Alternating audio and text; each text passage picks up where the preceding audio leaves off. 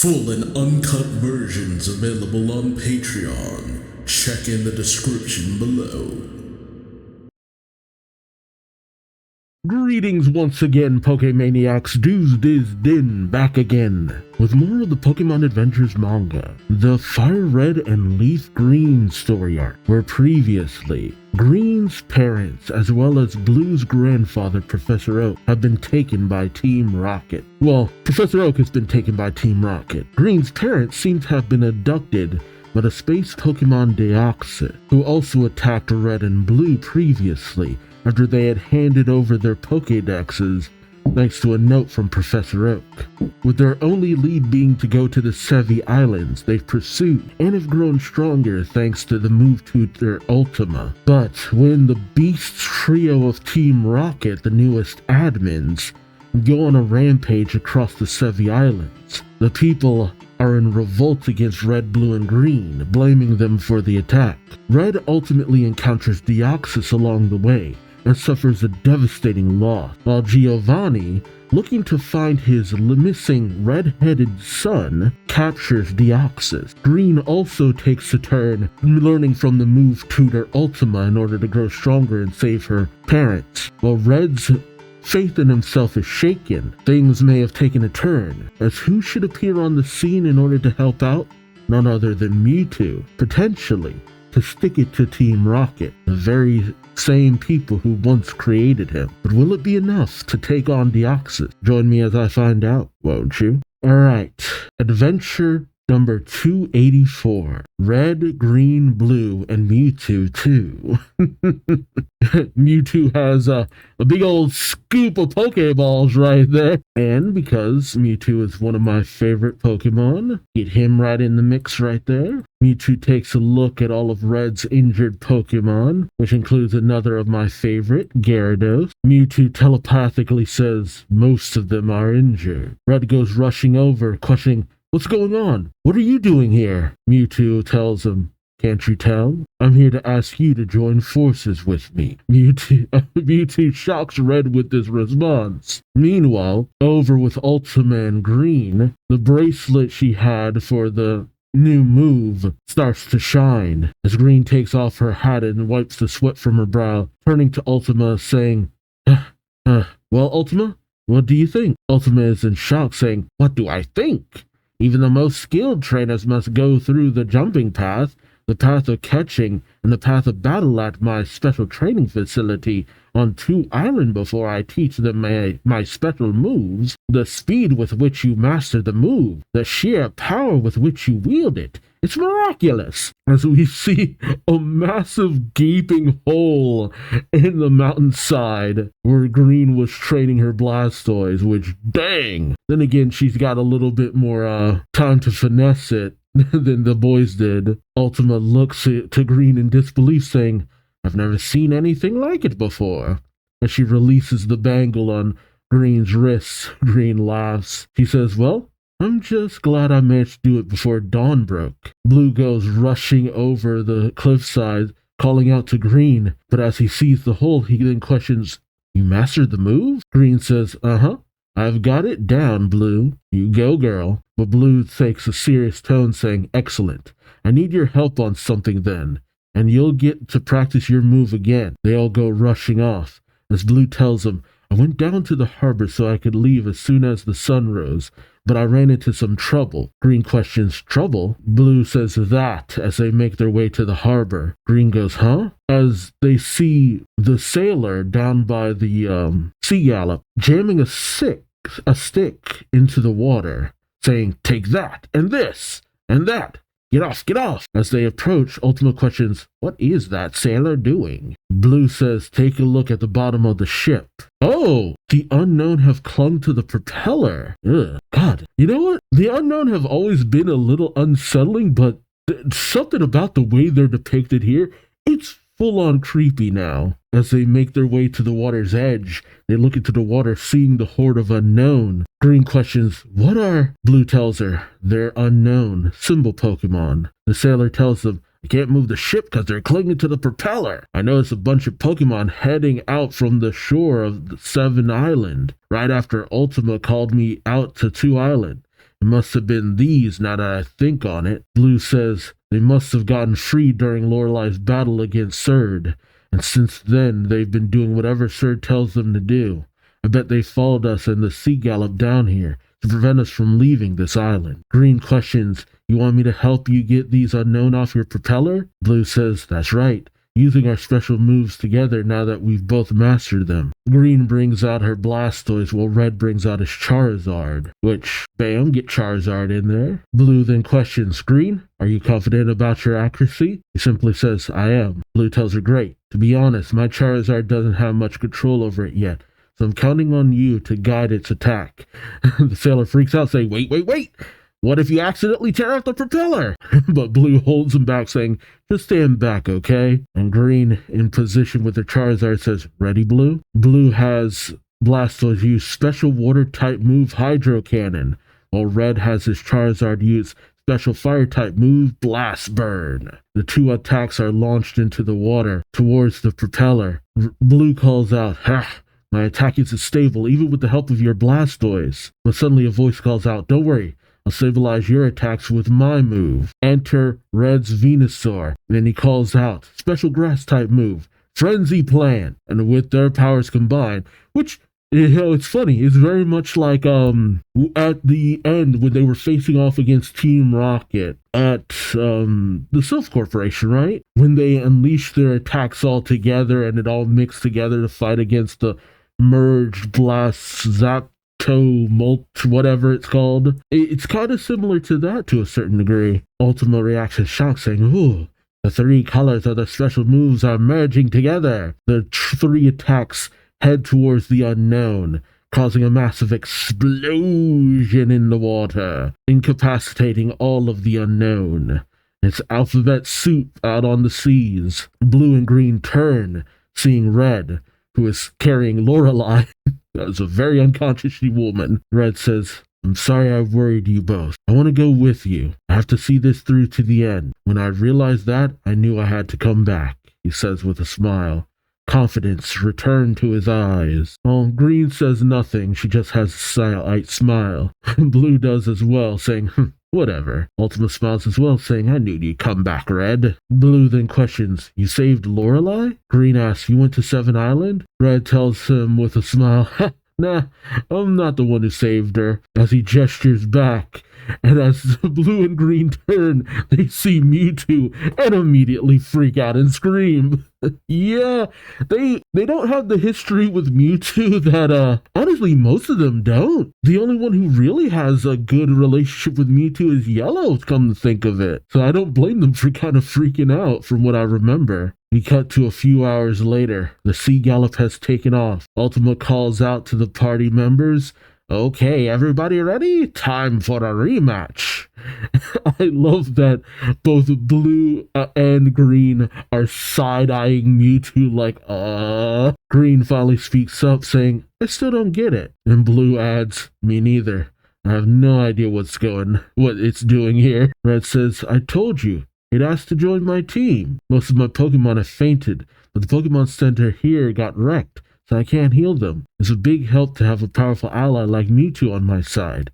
And Mewtwo's been tracking what's been going on here too. And Blue says, hey Red, how do you know what Mewtwo wants? Red says, well, I couldn't believe it at first, but through some kind of telepathy I can hear Mewtwo's voice inside my head. Can't you hear it, Blue? Mewtwo chimes in saying, he can. At the moment, I'm only transmitting my voice to you. Which, okay. Why though? Is he only so powerful? I mean, Mewtwo's at a point where he's not bound to Blaine anymore. He's free to make his own decisions just like most other versions of Mewtwo, let's be honest. Okay, Mewtwo says telepathically to Red, I had no idea that someday I would be able to convey my thoughts to people. Once I belonged to a person, but we parted ways. I've been on my own ever since. I believe it was that experience that led to this ability of mine.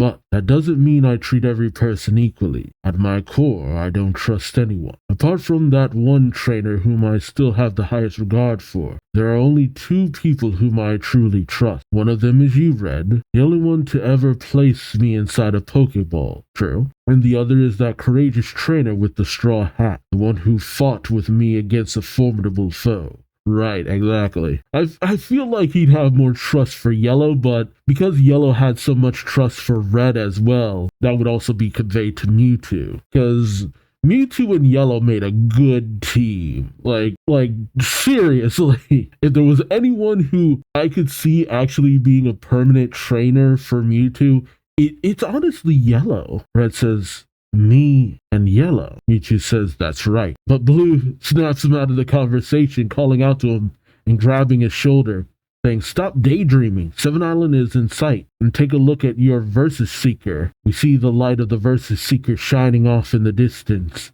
Red says, oh, it's reacting to something. So is yours, Blue. You've got one too, Green? And sure enough, all of theirs is shining off into the distance. Green says, of course, and this means there's a trainer nearby who's prepared to fight us. All of their lights are shining in one specific direction. As Red calls out, it's pointing that way, as we see a massive building, all of their lights converging at the top floor. Ultima, looking into the distance, says, the building at the very tip of 7 Island. The islanders go there to test their skills by seeing how fast they can reach the top. Eek! Here they come! As we see a swarm of unknown coming in, surrounding the sea gallop. Green calls out, more unknown! But Red says, I knew it. They've been ordered to guard this place. This proves how important that building is. It must be their headquarters. Blue says, we can launch an aerial assault on the building with my Charizard. But Mewtwo stops him, grabbing his shoulder, saying, that'll take too long. We'll head straight for the building using my force field ball. He envelops himself, Blue, Red, and Green in one of his force fields, protecting them from the unknown. As Mewtwo says, no matter how many enemies there are, they will not stand in my way. And he launches off of the sea gallop, bashing through the horde of unknown. Man, Mewtwo versus the unknown. Huh, has that happened before? I feel like maybe. That kind of feels familiar and kind of doesn't. Nah, it doesn't seem like it. Interesting matchup. I mean, the unknown are only powerful when they're like in a swarm. Otherwise, they're pretty kind of insignificant, to be honest. Huh, a profile on Lorelei. We don't even get to find out her age. That's a bit of a bummer. It sucks that she's also not conscious for the rest of this. I was kind of hoping that she'd wake up eventually and join in the fight, but I guess not. Well. Alright, Adventure 285. Once more into the unknown.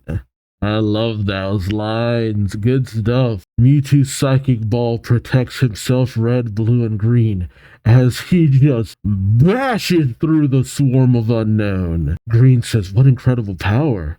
While Blue notes, and speed. So this is the power of Mewtwo, the genetic Pokemon. Ooh, the unknown have formed a massive whirlwind around the building. Reg calls out, there are so many unknown here that I can't even see the building. As Mewtwo's force field ball rams into the friggin' storm of unknown, he telepathically says, all these unknowns spinning at such high speeds.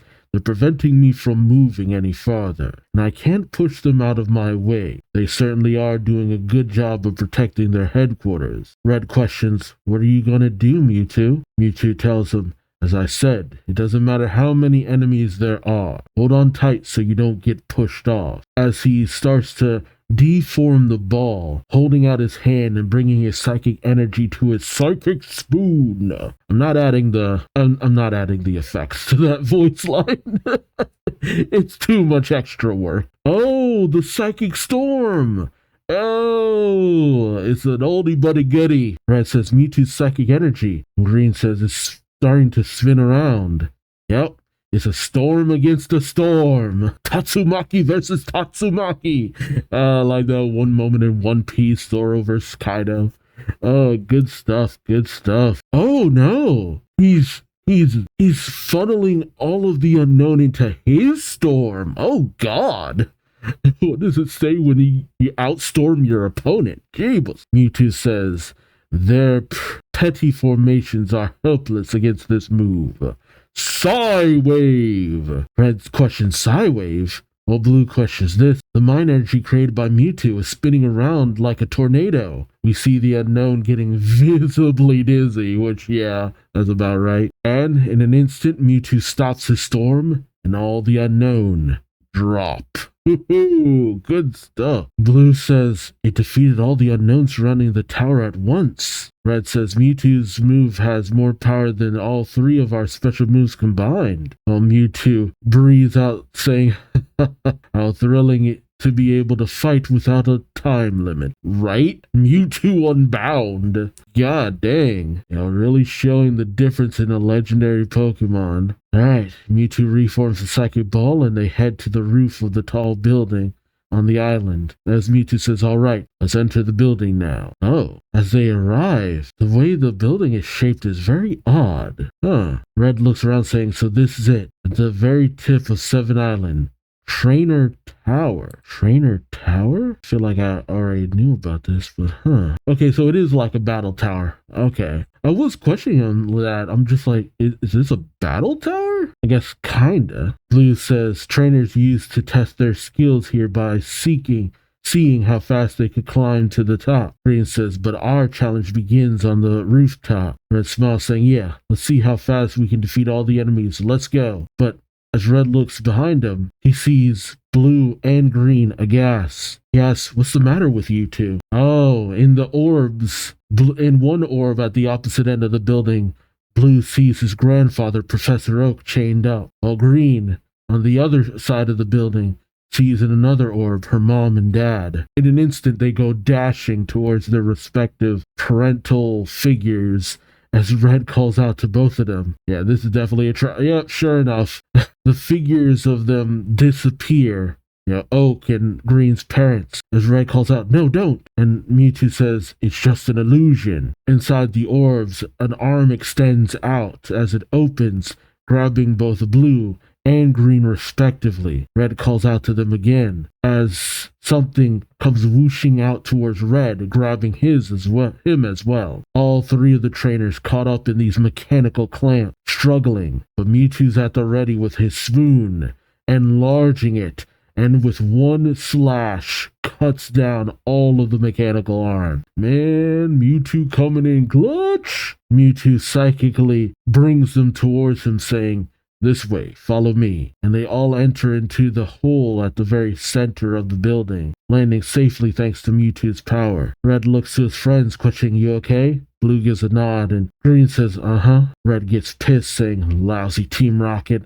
How could they toy with Blue and Green's feelings like that? But Mewtwo says, they're the ones who gave Team Rocket a second chance. You realize the battle has already begun, and we're starting from behind enemy line. Red takes this in and tells Blue and Green, I see what they're trying to do. They want to break us up. They must have seen how powerful our special moves are when we combine them. We have to stay calm so we don't fall for their traps. Mewtwo tells them, we just need to get rid of these illusions. I'll use my psychic power so you won't be fooled by them again. Mewtwo takes a moment and then points to a nearby door with a spoon saying, over there. As Blue and Red enter through the door, Blue sees his grandfather chained to the wall. Professor Oak weakly calls out to Blue, and as Blue tries to approach saying, let me help you, Red restrains him saying, you have to stay calm, Blue. Blue says, I know. Blue then brings out all of his Pokemon. Rhydon, Scizor, Golduck, Machamp, Charizard, and Porygon 2. And one of my favorite Pokemon is in the mix, Scizor. Blue calls out Scizor, cut through those handcuffs. But as Scizor goes for the approach, something keeps him from getting close. Blue says, what? As a voice calls out, it's futile. The imprisonment system here cannot be broken by any Pokemon move. They both turn towards the ceiling. Red calling out, who are you? The voice calls out, I am the central computer of Trainer Tower. In other words, I am Trainer Tower itself. Oh god, another sentient building. Ain't that just peachy? Friggin' mother brain up in this ish. Red questions, the tower has a mind of its own? Blue also questions, our enemy is a building? This is nuts. And R gets visibly pissed, saying, "Do not say nuts." And he shocks all of their Pokemon. Oh, don't say nuts. Is that really the line? Hold on. Okay, another translation is Blue saying, "Our enemy is an entire building? That's stupid." And R says, "Don't call me stupid." I feel like that fits a little bit better. That translation fits a little bit better. Mewtwo then pops in, blasting a beam towards the force field, holding back Professor Oak. R, it seems overjoyed, saying, "I told you it was futile. Pokemon moves are useless against me, including Mewtwo's move. As long as you are inside this tower, you will be attacked by weapons from every corner. Weapons far more threatening than any Pokemon." Several weapons come sprouting out of R's, main side as they all go into attack Red, Blue, Green, and their Pokemon. Mew puts up his force field. R saying, "Your chances of saving your grandfather are nil." Blue takes a moment and then says, "Pokemon moves are effective against you. I don't have a chance of saving my grandfather? Is that what you think?" R mocks him, saying, "Of course. I have calculated every possibility using my superior computer processing unit, my brain." Blue takes a moment, saying, "If you've planned for every possibility, then you obviously must know who my sixth Pokemon is." R says, "Of course I do. Your sixth Pokemon is..." His eye changes color. Oh no, we're zooming in as he says, "What is happening? Something has entered my network." Oh, we're zooming into the eye and then seeing the inner network through it. That's cool. That would be a cool visual where this was animated. R says, "It's heading for my core with great velocity." "What is it?" "Virtual Pokemon Porygon 2. An electronic fighter who can travel through your computer network." "Unacceptable." Blue says, "I'd use EA Salak Berry to reach your CPU more quickly. If we can attack you from the outside, let's see how you handle attacks from the inside." And he has Porygon 2 use Zap Cannon, which utterly destroys R pretty much, as Porygon 2 takes over R's systems completely. Porygon 2 pops out of R's little monitor array, giving a nod to Green. Says, Good. Lock my grandfather neck." Professor Oak is released from his shackles and falls. Red, Blue, and Green come rushing over, calling to the professor. But Oak says, "I'm fine. Go help Green's parent." Green calls out, "Porygon 2, use Recycle and another Blackberry. Go even faster and release Green's parent." Mewtwo then points to another door, saying, "This way." Through the door, we see Green's mom and dad. He calls out to them and hugs them in a tearful reunion. Feel like we should have got a bigger panel for that after everything we had to go through for that. But Oak, seeing this, says, "I'm so glad. So glad they're all right." But Blue then notices something as we see several shadows move towards the doorway. As Blue calls out, "Keep your guard up. It's too soon for a tearful reunion." Okay, I guess that's why we didn't get the big panel. Silio! MVP! MVP! Actually, where's Bill? I could have sworn he was with the Sea Gallop previously. Or maybe he's stuck with the Pokemon Center trying to get back up. Alright, Adventure 286. Meet Deoxys, and Deoxys, and Deoxys. And I don't know how to feel about that title. How many Deoxys are we? That's a lot of them. The heck? What the heck? What are these? A horde of Deoxys appear, but they don't have the gems in the center, and their eyes aren't light up. Red questions, "Are all of these..." And Blue finishes, "Deoxys for real? How can there be so many of them? Tell me, Red." Red says, "Your guess is as good as mine. They look like Deoxys, but..." And then the Deoxys start to move in. Red says, "Watch out, they're going to attack." While Green says, "Cleffy, Jiggly, protect Mom and Dad and Professor Oak." While the Deoxys move in, the trainers bring out Venusaur, Charizard, and Blastoise. And it's just pandemonium. Pokemon everywhere. What the heck am I looking at? Okay, the swarm of unknown outside are being fended off by Ultima and her, Dragonite. He says, "Oh dear. I followed Red and the others in hopes of being of some aid to them, but I can't even get near the tower." The sailor riding on the back, hiding for dear life, says, "I can't believe they managed to get past all this. Are you sure they're actually inside now?"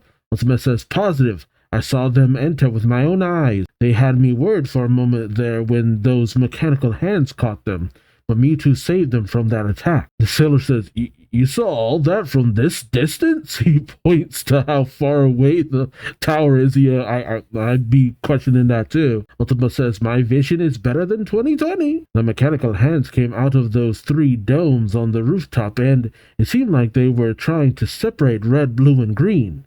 I assume the 3 beasts are waiting inside, and I plan to defeat Red and the others in one-on-one battle. The voice calls out, I'm not so sure about that. Oh, it's Lorelei. She finally woke up. He says, I think something else is going on. Ultima nears down to Lorelei, saying, oh, you regained consciousness, Lorelei. It's an honor to meet a member of the Elite Four. Lorelei says, and it's an honor that the legendary Pokemon trainer like yourself knows my name. It seems you helped me too while I was unconscious. Ultima says, it was nothing. Now tell me, why do you believe I am mistaken, Lorelei? Lorelei brings out her compact, saying, because of this, I fought the leader of the 3 beasts, Surd, on Seven Island and was defeated, but I managed to mark Surd before she left. I had my Jinx wrap its ice breath around Surd's left leg. It works like a transmitter to enable me to track her whereabouts. She shows a readout of the islands and tells her, according to these readings, the 3 beasts, or at least Surd, are not inside that tower. Ultima says, what? As she wafts away an unknown. Then where is she? Lorelei looks to her compact, saying, flying over the ocean to 6 Island. And she's moving extremely fast. She can't be using a Pokemon at that rate of speed. She must be riding in some kind of powerful flying machine. And, yep, sure enough, we see Carr and Surd in a massive jet. Oh, they get to the place where Orm is passed out. Surd says, pick up Orm, that sleeping dummy. Carr says, gotcha, as he brings out his Steelix, who picks up Orm and drops him onto the ship. As the 3 beasts have been reunited, Surd says, well then. We cut back to Ultima and the others, as she says, how odd. The 3 beasts aren't inside the trainer tower, but remember what we just saw? As the ferry reached Seven Island, the Versus Seeker alerted us that a trainer prepared to fight Red and his companion was inside the tower. The sailor's questions, right, so who was the Versus Seeker referring to? Ultima says, there's only one possibility. The enemy waiting for Red and the others inside that tower is, as we pick up with Red and the others surrounded by the horde of copy Deoxys. Green says, they just keep on coming, and they don't stop coming. Blue says, I'll say.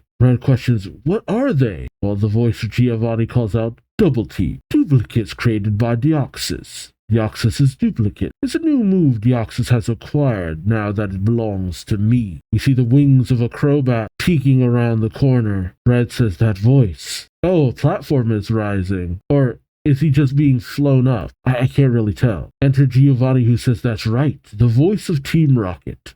Raid on the city, knock out Evil Tusk, which I still hate that anagram, to the headquarters of my Team Rocket, the Tusks of Evil, which Tusks of Evil, trying to say like, they're like fangs, ready to bite kind of tusks? Because, I don't know, Tusks of Evil just sounds silly. But Red reacts in shock to Giovanni's presence. Giovanni says, it's been a while.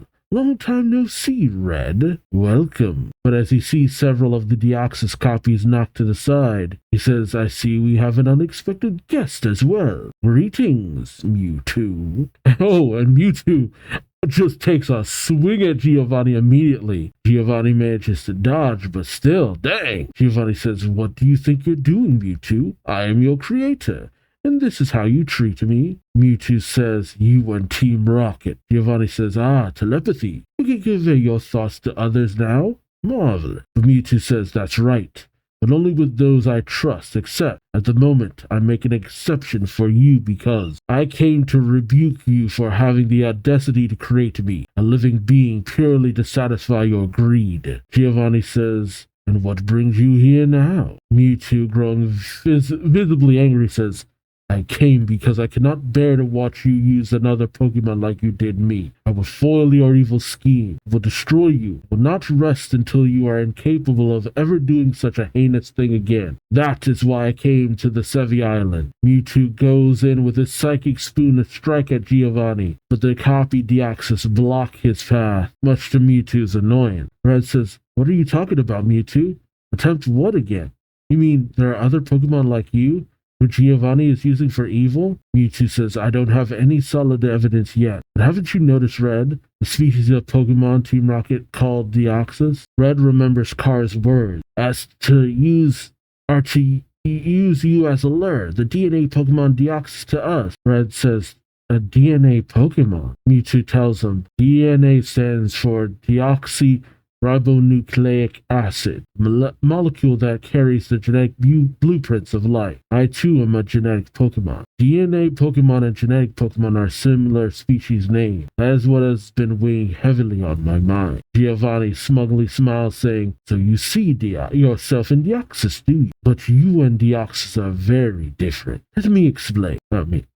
By all means. A certain space virus was exposed to a laser beam. That virus mutated into this Pokemon, one that no one has ever seen before." Red reacts in shock, saying, "You mean Deoxys is a Pokemon from outer space?" Giovanni says, "Exactly. Mewtwo is a failure because it possesses self-awareness. I have eliminated that shortcoming from Deoxys' makeup. Now the mystical power of space is mine and mine alone." Of course. And Mewtwo gets shouting, "Giovanni, how dare you!" Giovanni says, "Your immense power could endanger me and my plans, Mewtwo. Allow me to instruct you on how to hold your power in check." Oh, it's the containment suit from the movies. That's weird. That is interesting. I'm trying to see if it was ever used somewhere else, but I can't really find it. But as the armor snaps around Mewtwo, Mewtwo goes on the warpath attacking Red, calls out to it. Giovanni says this is a restrainer created especially for Mewtwo, the M2 Bind. I don't know how you found all this out, but you know too much. We cut to 5 Island, where Bill walks out of the Pokemon Center saying, "The sun's rising. I wonder if Red's alright. I feel guilty staying here on 5 Island, but I've got my own work to do." Celio comes running up saying, "Hey Bill!" Bill says, "Celio, I'm glad to see you're all right." Celio says that mob on 1 island was getting pretty restless, and the Sea Gallop wasn't around, so I had to use my personal motorboat to get here. That's why I'm late. Sorry. Bill says, "Don't worry about it. It's a great help to have you here now. First, I need to get in contact with you know who. Would you give him a buzz for me?" Celio says, "Sure thing." What's her name? Yeah, Lynette and Bridget. Lynette answers his phone saying, "Hello, Pokemon Transport Management Center, Hoenn Branch. Lynette and Bridget's office." And a profile for Giovanni. Alright, chapter Adventure 287. Secrets from Sneasel. Lynette says, "Pokemon Transport Management Center, Hoenn Branch. How may I help you? You've reached the office of Lynette and Bridget." Person mumbles on the phone and says, Hello? Hello? Something's wrong, Bridget. The caller sounds all echoey." Bridget says, "That's because you pushed the speakerphone button, Lynette." Bill calls out, "Hello? Hello?" Lynette says, "Oh, you're right, duh." As she switches it over, she says, "Sorry about that. Hello?" Bill says, "You're as clumsy as ever, Lynette. It's me, Bill. Celio's here with me, too." Lynette says, "Oh, long time no speak. What's up?" Bill says, "Well, I'm at the Sevi Islands at the moment, and we've got a serious crisis on our hands. That's why I need the help of the genius sisters, Lynette and Bridget, who developed the transporter with me." The two look at each other. Meanwhile, Mewtwo in his containment suit struggles against it. Red calls out to Mewtwo as he says, "It's no use. My strength is..." Red tells Venusaur, "Tear off that restrainer." But as Venusaur tries, Giovanni says, "Don't waste your time. Mewtwo's custom restrainer is the M2 Bind. It is interlocked with R, the central computer of Trainer Tower. Explain it to them, R." R says, "Yes, boss." Blue looks up saying, "You." And R says, "Yes, me. I have a score to settle with you after what you just did to me. The M2 Bind employs the same system as the one I used to imprison Professor Oak and Green's parents. Except this one is 100 billion times more powerful. Pokemon moves are ineffective against it, and it will gradually sap Mewtwo of its strength as well. I was careless earlier, and I will not allow you to infiltrate my network again to unlock it. You see Porygon locked down, as R says, I've got your Pokemon safely locked up inside my computer network. Blue calls out for Porygon too, as R says, I laugh at your helplessness. So Giovanni says, R is a brilliant computer, but it lacks a certain style and grace. Must be because Carr is the one who programmed it. Carr sneezes elsewhere. Giovanni says, at any rate, my plan has succeeded. Checkmate. He gives a thumbs down. Red says, what? What do you mean? Giovanni tells him, for starters, Deoxys belongs to me now, and it can change into any form. Second, I have suppressed Mewtwo's power. And finally, the Pokedex holders of Pallet Town, who I suspected would attempt to interfere with my scheme, will be eliminated by Deoxys' duplicates. I have nothing to worry about anymore. Now I can search for my son without interference. Finally, I will be reunited with my child. Farewell. Crobat rises him up. The Blue gives chase, saying, wait, Giovanni. Oh, wow. Manages to jump up and grab Giovanni by the collar, saying, I can't believe you were my predecessor as the Viridian gym leader. I'm embarrassed that I ever respected you as a gym leader. Yeah. And then Giovanni thinks of the secrets of the land book? Is that right? Yeah, in another translation, Blue says, when I found it, I thought there was some shed of dignity in it. And you. There it is. And why does this translation keep leaving? Why does the translation keep leaving out certain key things? Giovanni says, so? Who cares what you think? He bats away Blue, and then it's taken out of the skylight through by Crobat. The Deoxys clones move in on Red, Blue, and Green, but suddenly a blast hits them and sends them flying. Red says, what the? As Ultima, on back of her Dragonite alongside Lorelei and the sailor, says, phew, I finally caught up with you. Beautiful trainers to the rescue. Green and Red say, Ultima. Ultima says, splendid. You've succeeded in rescuing Green's parents and Professor Oak. Anything could happen if you stay here. I'll take you to a safe place on my Dragonite. Green looks to her parents and says, Dad, Mom, we're finally together again, and now I'm so sorry this happened to you. But, Mom and Dad, this is who I am now. I guess this is my fate. I became a fighter while I was separated from you. I'm destined to fight evil. But I promise I'll return with a smile on my face. I'll defeat the bad guys and come home to you, she says with tears in her eyes. While her mom breaks down into tears, her dad gives a solemn nod. Ultima says, brave girl. I'll stay behind and fight alongside you. Lorelei, you can control my Dragonite, can't you? Lorelei says yes. While Green turns to Lorelei, saying, Lorelei, please take care of my mother and father for me. Lorelei takes a moment and says, of course. Once again, Green has made yet another ally of one of her former enemies. I like this. Blue says, you too, grandfather. Go with Green's parents. The Deoxys duplicates are on the move again. As they shuffle towards them, Oak says, no, I'll stay behind too, Blue. There's something I still have to take care of at this tower. Come with me. Green, come with me, he says, grabbing her by the wrists and racing off. She says, what? Professor Oak, what are you doing? As they race up the stairs, Oak says, can't you guess? We're going to reclaim the Pokédexes that were stolen from you three. Meanwhile, over the Pokemon Management Center, Hoenn Branch, Lynette says, did that Team Rocket executive really say that? Bill says, yep, sure did. She clearly mentioned Hoenn. Lynette, Bridget, that's where you live. And then Lynette says, and then after that, the Pokemon in front of you transformed? It didn't evolve, but it changed its form. Bill says, that's right. Lynette turns to her sister saying, what do you think, Bridget? Bridget says, I'm not sure, but I can brainstorm some possibilities. For example, there are other Pokemon whose appearances differ without them evolving. The spot patterns on a Spinda vary, and we know there are 28 varieties of unknown, used to be 26. Celio says, but Bridget, those are just different looks, not actual transformations. This isn't like that. Bridget says, then how about this idea then? Compare Deoxys to Castform. They change form depending on the weather. Lynette says, right, that sounds more relevant to me. Castform transforms depending on the weather. And if we replace weather with environment, we get a Pokemon who changes its shape depending on its environment. In other words, a Pokemon who transforms based on where it is. Its location. Well, that's not quite it either. But Bill says, that's it. That's gotta be it. The attack form excels in offense. The defense form excels in defense, of course. He observed those two forms from the very start of this incident. They must be transformations related to the Kanto region. On the other hand, the speed form, which excels in speed, and the normal form, which is well balanced overall, only appeared after the blue and red stones were brought to where it was fighting. I don't know how it works exactly, but those two stones must be from the Hoenn region.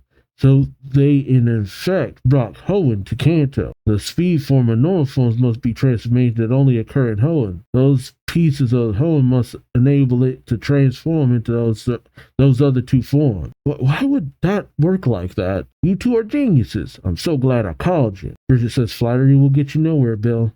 I suspect this battle is far from over. Lynette says, the energy of those two stones, the source of that energy, we still have a lot to figure out. Bill goes running off saying, for sure, I'm counting on you. I'll call again later. He then thinks, thanks, Lynette and Bridget. I might be able to solve this little problem after all, thanks to the theory you just came up with. Meanwhile, we see a very familiar looking female Pikachu. As we see Yellow, this time without her hat. Gongfu, getting kind of nervous. It's been a while since I last saw him, Choo-Choo. I wonder if Blue's come back to Viridian City Gym yet. As she approaches the gym, she says, you must be looking forward to us meeting up with too, huh? Red's bound to be with him, so you get to see Pika. Her Pikachu blushes. As Yellow enters, she says, good morning. Blue? Yellow looks inside and doesn't see anyone. As she makes her way in, she says, oh, he isn't back yet. I heard he was going to visit the Pokemon Research Lab at Pallet Town before returning to the gym last week. I was positive he'd be back by now. But suddenly Blue appears behind her, freaking her and her Pikachu out. But it's a hologram, saying, welcome, challenging trainer. I am Blue, the gym leader of Viridian City Gym. I'm very sorry, but I'm currently out. Yellow puts her hand through the hologram, saying, whoa, that surprised me. I guess this hologram gets triggered whenever somebody visits the gym. Oh, Blue's Pokemon, including Alakazam, show up. The hologram saying, well, since you've taken the time to visit me, I'm willing to accept your challenge. The Pokemon I have personally trained will be your opponent. Oh, it's like his remaining Pokemon team? And hologram says, if you win, you will receive the Earth Badge, just as if I had been present. This will serve as your official gym battle. Pikachu tugs, and Yellow reads his mind, saying, what? You want me to give it a try? It's announced. Battle start. First up, it's Yellow's Pikachu against Blue's Pidgeot. Yellow says, it's Feather Dance. Be careful, Choo-Choo. It's Wing Attack. Dodge. Pikachu dodges. Now you're up against Alakazam. That's roleplay. Copy Choo-Choo's ability? And Alakazam uses, I guess, Thunder Wave and paralyzes her Pikachu. Yellow says, we got defeated so quickly. I'm sorry I wasn't able to give you better commands, Choo-Choo. She looks to the hologram of Blue, saying, I'm amazed how well Blue has trained his Pokemon. They're so good they can even fight a gym battle without him. No wonder he's a gym leader now. Yellow then spots the bust of what was Giovanni. He says, Blue didn't get rid of the statue of the former gym leader. He abandoned this place. It was deserted for a long time. After that, Red went to the gym leader tryouts, but Blue got chosen for the job. It's been a while since all that happened, hasn't it? Yellow then starts to heal up her Pikachu, saying, cheer up, Choo-Choo. Don't be so down. At least we got to fight Blue's Pokemon. Her Pikachu's back to full health. As Yellow exits the gym, she says, well, too bad. We'll just have to come back another time. But the reason he's late is because he had to do something important for Professor Oak. She then spots something coming over the hill. She thinks, someone's coming. Could it be a challenger? I've seen that face before. Silver arrives with his Pokemon, saying, so this is Viridian City. An interesting encounter. Silver and his Feraligatr. Silver then spots Yellow, and they both react to each other. Silver thinks that's one of the Kanto Pokédex holders. Her name is Yellow. He's the Pokemon trainer Green entrusted the two feathers to, and she has a Pikachu. While Yellow thinks, is that Silver, the boy Green trained with when she was little? Silver flies over with his Murkrow. He asks, what are you doing here? Yellow says, what? Well, I'm from Viridian City after all. Silver's shocked. He brings out his Pokegear, saying the info on the Pokedex holders that Green gave me. Yep, she's from Viridian City. He thinks this. He's also known as Yellow of Viridian Forest, and she's older than me. He's 13 years old and she's 14 years old. Just by a year. It's not that much of a difference. Yellow asks as he glares at her, what are you doing here, Silver? Silver says, why am I here? I'm in search of my roots. I don't know where I was born or who my parents are, I think the clues to my past lie somewhere here in Viridian City. That's what I came for. Yellow says, your roots? Silver says, yeah. Sneasel and I got kidnapped when we were very young. We spent a few years at a secret training facility. Green was with me and we escaped together since then. She managed to find and contact her parents by now. She should be reunited with them on the Sevi Islands. So happy for her. I helped her find what she was looking for. Now it's my turn, he says with a solemn look. Yellow says, oh, I see you're looking for clues about your family in Viridian City. I might be able to help you with that. She goes up to the Sneasel and says, the Sneasel was with you when you were kidnapped, right? You were too small to remember anything, but your Sneasel might. By touching your Pokemon, I can read its memories and thought. But Silver says there isn't any point. Yellow questions this, and Silver says, I've already tried that lots of times. Lance helped me. It seems my Sneasel was emotionally scarred by the experience, so it buried the memories deep inside. Even Lance wasn't able to read any memories from before we were kidnapped. Yellow says, oh. But then Yellow realizes and says, Silver, I'm getting a reading from your Sneasel after all. Silver says, what? You are? Yellow says, maybe coming back to Viridian City triggers something inside your Sneasel. It looks like its sealed off memories are starting to open up again. Yellow brings out her sketchbook and starts to sketch what she sees in the Sneasel's mind. She says, Sneasel, try to send your thoughts to me for just a little longer. I'm going to draw what I see inside your mind. But as she looks at the sketch, she then looks to the gym. Silver questions, what's wrong? Yellow rushes inside. Says, why? What does this mean? Why is this image inside Sneasel's mind? The statue of the former gym leader. Yep, how about that? Meanwhile, with Green and Professor Oak, she says, Professor Oak, what do you mean we're going to get our Pokédexes? Oak says exactly what I said. The stolen Pokédexes must be inside this tower. I'm guessing they'll be in the lab on this floor. He then looks back saying, Deoxys duplicates are catching up to us. Green says, I'll take care of them. This is a narrow corridor, so? Oh, the same move. And she uses Jigglypuff just like when she escaped all those years ago, saying this ought to be a piece of cake. And the inflated Jigglypuff holds off all the Deoxys clones. Oak says, well done. They arrive at the laboratory. Oak saying, here it is. And there they are, spotting the Pokédex in the glass case. Oak says, Team Rocket wanted to capture Deoxys, but they were unable to. That's why they took such an interest in your Pokédex. They attacked me and stole your Pokédexes because they wanted the data stored inside them to the recording of your battles. They hope to use the data to help them capture Deoxys. Plus, they copied the mechanism of the Pokédex to create their own device. Green says, I heard about that. They must have been using one when Red was fighting Deoxys. I saw them holding this ominous-looking black machine. Was shaped kind of like a Pokédex. Oak says that's right. They even added a unique feature which records Pokemon battles and rank, Pokemon moves and strength. They stole my technology to create that device, and then they lured Red and the others into fighting Deoxys, and it was all so they could gather data in preparation for capturing Deoxys. Oak takes off his coat and says, but now's the time for us to fight back.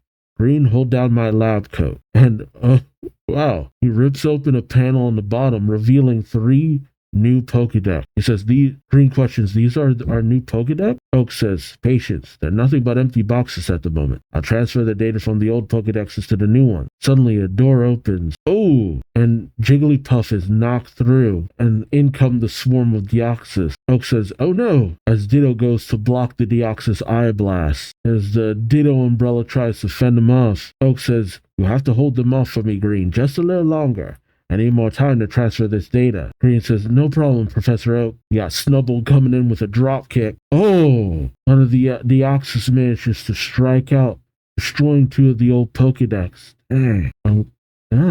I know he's transferring information, but dang, I didn't want to see them destroyed. Well, then again, it could have been Oak, so Green says, our Pokédexes. Oak says, that was close, don't worry. I've already finished transferring the data from the older one. And now for the final and most important touch. Green, hand me what I gave you. Green says, what? You mean those things inside the envelope you left for me? Oak says, yes, that's right. Did you look inside? Green says, yeah, there are 3 things that look like computer chips. Oak says, exactly. Opening the envelope that was put to Green. He says, Program Dex 4. Ah, Generation 4. He opens up the slot and pops them all in to the Pokedex, all with the names of red, blue, and green engraved on them. Oak says, the critical pieces I need to upgrade these Pokedexes. Okay, so Red's old Pokedex was the only one not destroyed. Green says, the critical pieces to do the upgrade. Why will you entrust something so important to me? Oak says, because you are the shrewdest of the three of you. It's obvious Green doesn't know how to take that, and Oak explains, saying, I couldn't give these chips to Red or Blue. Those two hotheads, if they had them, who knows how quickly the enemy would have found out about them. I was confident you would protect them because you're cautious and sensible. Dang. I mean, he's right.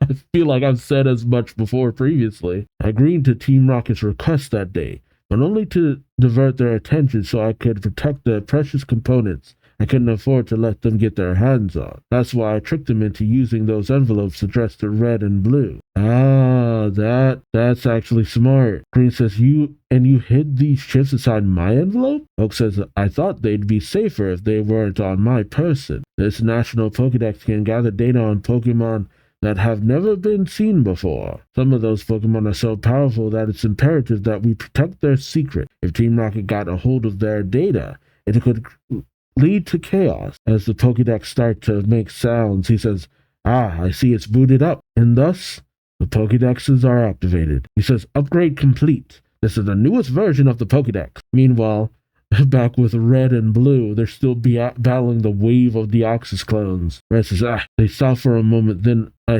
when I hit them, but then they come right after me again. Blue says, and it doesn't feel like I'm fighting a real Pokemon. These Deoxys duplicates are like plastic action figures. Red, I think the best solution is to launch an attack on the real Deoxys. We must be controlling the duplicates from somewhere nearby. All we have to do is figure out where it's hiding. Red takes a moment, then senses something. Mewtwo says, I apologize, Red. If only I could use my full power. Red goes over to Mewtwo as the R system says, I laugh at your pain. The more you attempt to wield your power, the more the M2 bind tightens its grip. Red shouts no. Mewtwo says, ignore R. Luckily, R cannot read my thoughts. I agree with Blue's idea of how to handle the duplicate. Red says, I do too, but how do we find Deoxys? Mewtwo says, I have a plan. Use your Pokemon moves to destroy this restrainer. Red says, but that's impossible. R keeps telling us that it can't be destroyed with any kind of Pokemon move. Mewtwo says, only because there is no Pokemon move powerful enough to destroy it. And if there were one that powerful, I would not survive if you struck the retrainer with it. However, you have those special moves Ultima taught you. The Grass-type move, Frenzy Plant. The Fire-type move, Blast Bird. And the Water-type move, Hydro Cannon. Red says, you gotta be kidding. It's too dangerous. But Mewtwo tells him, listen carefully. There is a way to destroy just the restrainer without inflicting any damage on me. Red questions how. Mewtwo says, think of it in terms of Pokemon types. What has an advantage over fire? Red says water. Mewtwo asks, what has an advantage over water? Grass. And over grass? Fire. That's right. You could call it a three-way deadlock. They cancel each other out. Red says, oh. And Mewtwo tells him, now do you understand? Shoot these three moves at me from three directions at exactly the same moment, and their immense combined power will blast through this restrainer and, in the very next moment, smash into each other and cancel each other out. That is threading the needle so hard that no, that's you could die in the process. Red says, but Mewtwo says, it's still dangerous. If the timing or angle is off even slightly, the special moves will go straight through me. It's a very risky plan, but if we do nothing, the way things are looking, and he looks over to the horde of Deoxys, Red sees it too, saying, okay, let's do this. Then we can get rid of the duplicates together and go after the real Deoxys, where it's gone off to. Blue asks, what do you mean, Red? What makes you think Deoxys isn't here anymore? Red says, I just know. That feeling I had before it appeared, that weird stirring in my heart, I don't feel it now. And we see, sure enough, as Giovanni arrives on the ship with Surd, Car, and Orm, and Deoxys on board. Red says Deoxys already left and it's been using its duplicates and the R to delay us from following. The three beasts greet Giovanni as Surd says, welcome back, boss. Giovanni says, good work, Surd, Car, Orm. He approaches Deoxys saying, now, organism number 2, show me what you can do. Like with this handkerchief, for example. Is its owner still alive? If so, where can I find him? Tell me. Deoxys takes the handkerchief and sees a vision of silver. He looks up out into space, and then he points to Viridian City on the map. Giovanni says, I can't believe it. He's in my hometown, Viridian City. This is what I really sought from you. Your power of divination. Carr then pats at the picture in his back pocket. Now Giovanni says, head for the Kanto region. Change course to Viridian City. To be continued in Pokemon Adventures Volume 25. And so many things converging all at the same time. My goodness. Mewtwo, of course we had to find a way to keep Mewtwo from immediately steamrolling through the whole situation, but dang. And 2 of the Pokédexes got destroyed. Glad he was able to transfer the data though. So, I mean, I guess that would make sense if Red's old Pokédex is handed over to Yellow or something. And I wonder what made them think to use that Mewtwo armor though. I guess just a nod to the movie. And I don't know, it's weird that the gems are specifically so to recreate Hoenn's climate. Because why would the climate of a specific area allow Deoxys to use his abilities? That seems kind of silly to me. And, well, Silver and Giovanni are looking to meet. And, we'll see how that goes down. I mean, I don't know. I'm interested.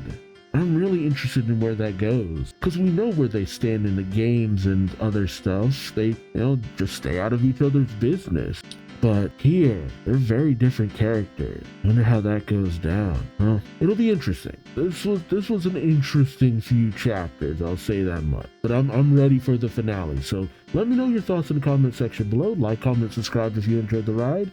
Thank you so much for watching, and until next time, I've been Duuz-Diz-Din, and I hope to see you later. So then, take care. Bye-bye.